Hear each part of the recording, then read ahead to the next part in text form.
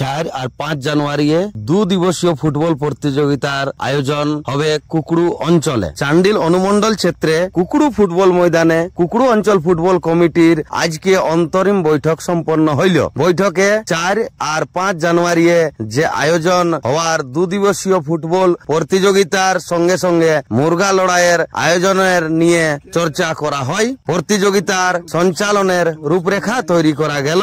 বলে দি যে কুকড়ু অঞ্চল ফুটবল কমিটির তত্ত্বাবধানে বিগত আগের বছর থেকেই 2 দিবসীয় ফুটবল প্রতিযোগিতা আয়োজন করা হয়, সঙ্গে সঙ্গে মুরগা লড়াইয়ের আয়োজন হয়। এই বছর আগে বছরের তুলনায় আরো বেশি ভালো করে এই ফুটবল টুর্নামেন্টের আয়োজন হবে। কুকড়ু অঞ্চল ফুটবল কমিটির এই বছরের যে পুরস্কারের রাশি, সে পুরস্কার প্রথম পুরস্কার হচ্ছে 1,11,000 টাকা, দ্বিতীয় পুরস্কার 80,000 টাকা এবং তৃতীয় আর চতুর্থ পুরস্কার 50,000 টাকা রাখা হয়েছে। সঙ্গে সঙ্গে মুরগা লড়াইয়ে মোটামুটি 1 লাখ টাকার বেশির পুরস্কার রাখা হয়েছে। এই অবসরে কমিটির কেন্দ্রীয় সদস্য নিরঞ্জন মাহাতো কি বলছেন শোনা যাক। আজকে মিটিং এর উদ্দেশ্য হলো গত বছরের ন্যায় এবছর এক 2 দিবসীয় ফুটবল প্রতিযোগিতা করার।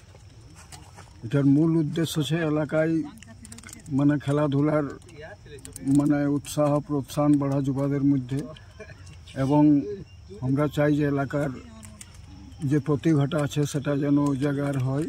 আজ তৃতীয় বৈঠক। গত বছরের ন্যায় এই বছরও কার্যক্রম রাখার কথা। 4 এবং 5 জানুয়ারি 2 দিবসীয় ফুটবল প্রতিযোগিতার প্রোগ্রাম। পুরস্কার প্রথম পুরস্কার 1,11,000 টাকা, দ্বিতীয় পুরস্কার 80,000, তৃতীয় এবং চতুর্থ পুরস্কার 50,000 টাকা এবং মুরগাপাড়া থাকবে। মুরগাপাড়ায় 2 দিন 50,000 টাকার পুরস্কারের বিতরণ করা হবে।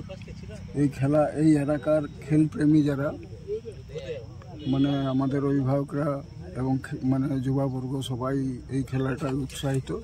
সবারই ইচ্ছা যে এলাকায় খেলাধুলার যেমন প্রোৎসাহন হয়, যুবাবর্গ যেমন খেলাধুলায়ও আগে দিকে আসে, কারণ খেলাধুলারও একটা স্কোপ ভালো আছে। এই আশা উদ্দেশ্য নিয়ে আমরা এই তৃতীয় বৈঠকে আজ মোটামুটি ফাইনাল হইল কথাগুলো। খেলা হচ্ছে নিশ্চিত, এন্ট্রি প্রায় কমপ্লিটের দিকে, এবং আশা করা যায় এলাকার লোক শান্তিভাবে সহযোগিতা করে নিয়ে আগামী দিনে আঞ্চলিক কমিটিকে প্রোৎসাহন দেবে, এটা আমরা আশা এবং ভরসা করি।